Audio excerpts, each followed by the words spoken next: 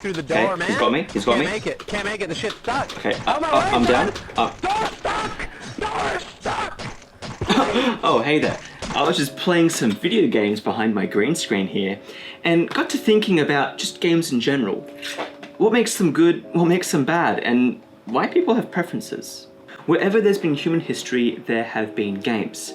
Obviously, children played growing up to learn life skills, and that's evolved into things like sport and obviously computer games as well. In the modern day, however, with more modern games and situations that aren't as life-threatening, games have become more of an entertainment platform than they are a way to educate ourselves. That's not to say you haven't learnt something from a video game. In fact, I think games have more mature, emotional themes than they did, say, 10 years ago. But I feel like entertainment in general, especially games, gets a bad rap for being addictive and time-wasting, when in fact they can teach some really good life lessons and skills, cognitive abilities. Video games, especially the ones titled as serious games, can be used in training for things like defense, health, and education.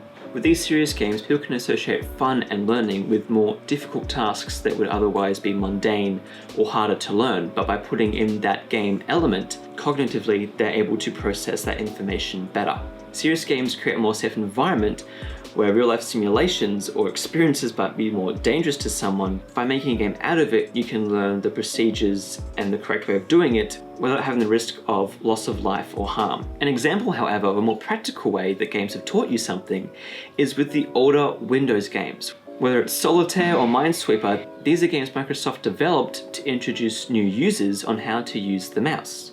Because before this time, things like left and right click, drag, double click weren't really a thing on computer operating systems. You think MS-DOS is a mystery? Admit it. MS-DOS 5 is easier. Here's how we did it. We gave it a graphical shell. That's the ticket. It's DOS with a prettier face. Yo, kick it. To copy files from drive to drive, just drag and drop. Gimme 5. Wondering what command to use? Select from our drop-down menu. Plus online help, task swapper, editor, and lots of features to help you do more. One command helps you take the heat when you really mess up. Undelete.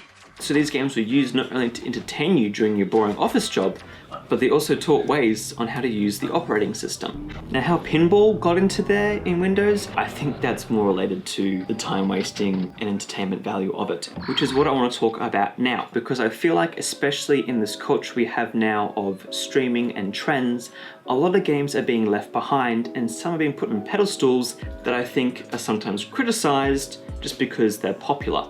A game can be judged on a matter of factors. It's not just a good or bad game. You have your personal preferences, and the game itself is affected by a range of different things, from the time of its release, its competition, its genre, even the community or platform that it's played on can affect whether or not overall it's considered a good game. And people as well have their personal preference. Some people prefer graphics, while others prefer the scope or the design of the project. While others prefer polish and the AAA format of it all, with cinematic cutscenes and particle effects and highly detailed photorealistic models. Some people give all of that up for a good game loop. A game's design is extremely important in understanding what it's trying to achieve. If you can take away all of the press, the community, just having the design itself laid out in front of you, I think personally is a good way of understanding whether or not it is a good game. Because first and foremost, games are a way of play, and understanding its design on why play is important and how it makes play fun is a critical aspect I believe that we should take part of when judging a game's overall value. Modern games like Call of Duty are still good games if you take away the graphics and the story, because they've had so many years to polish the mechanics of the game. Things like aiming and shooting and getting hit is satisfying and enjoyable to the player. But that's not saying the shooter genre in itself is perfect. The other month I downloaded Battlefield 1, and I was shocked to find as evocative the story was in its telling of World War I, the game itself was lacking. Battlefield 4 had some amazing mechanics.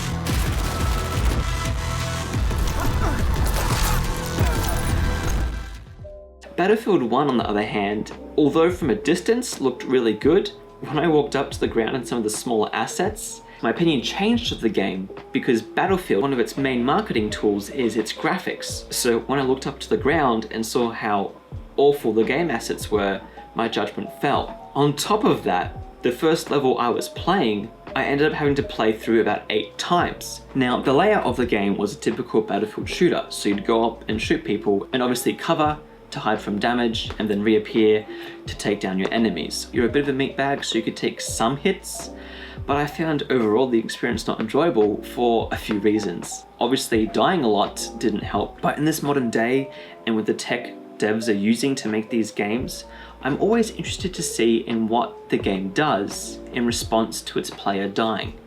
Some games will boost your health, others will make enemies weaker, but it felt like in this level that the layout was preventing me as a player, not only by not making the game easier, but by also just not explaining what needed to be done. The simple objective was to get to the top of the mountain. I was trying that. I tried rushing. I tried killing all the enemies. But no matter what I did, there was always something that would surprise me, or I would forget because I was concentrating on something else, a different mechanic of the game. Now, I'm sure lots of people enjoy this game, especially the multiplayer aspects, but this is the thing I'm talking about when it comes to preference. I personally, as someone who makes games, has an attitude towards the effort that's been put into the game. I'm always interested in seeing how devs cut corners to still produce their AAA content. Sometimes it's just reusing the same asset, sometimes it's spending less time on something than you normally would want to. But for me, a lot of these games are getting dull and boring because quite simply, they're the same formula over and over again. Obviously there's polish, and as gamers we love polish, we love games that feel good to play, but we also have different interests.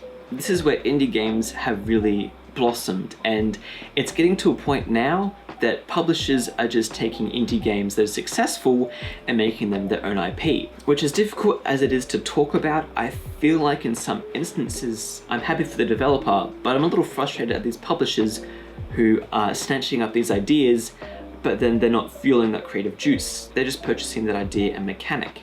And this brings me up to a more controversial topic with WB Games and the Nemesis system, because game developers in general have a right to the things they make, but with computer games and programming especially, there's only so many ways to write out a math equation to solve it. So a culture has grown around sharing the things you create. And the reason why games have gotten so good over these years is because people have shared what they've learned in the past and people can build off of that. I mean, now we can download game engines which have all the things we need. And all I can say is that this is great for the industry because it does one thing I'm trying to get across in this video, and that is preference. We live in a golden age of video games where although some games are getting rehashed and remade and rebooted, we're fortunate enough that if there's a game you want to play, if you feel like playing a hack and slash or a dating sim or a first person or an RTS, there's going to be a game out there for you, and a lot of the time now they're free. And if you're willing to pay a monthly subscription, you can get a whole library of different games that obviously gets curated and changed each month.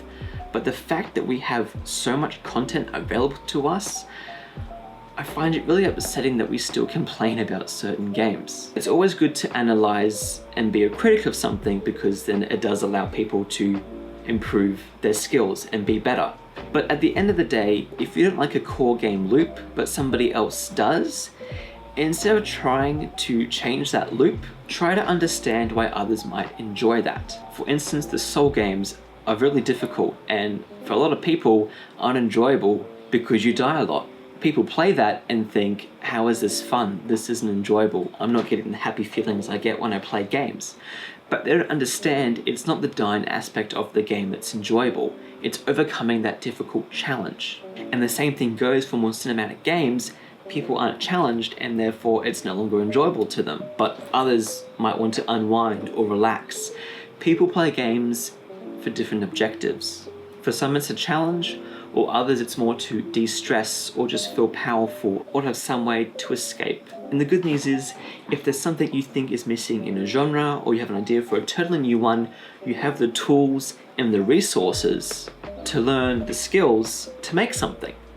So if you have a really fun game mechanic idea, go out and learn how to make stuff. I can promise you, there'll be some critics, but people will like your game as well. When it comes down to it all, I think what I'm trying to say is that we should celebrate games more. Criticize them, of course, try to help developers improve, and when they do something clearly wrong, let them know. As a community, if you don't like something and they've changed it, it's important to give constructive feedback. But I feel like some games have really bad stigmas, but if you gave it the light of day and actually gave it a try, understood what the developers and what the designer of the game is trying to do, you might find some more enjoyment. And just because someone online gave it a bad review doesn't mean you yourself would have a bad time. Play the games that you like to play. Not every game has to be socially critiqued. You're allowed to have your guilty pleasures. There's a lot more I could talk about when it comes to game history and game design, so if you enjoyed this video, please let me know down in the comments below.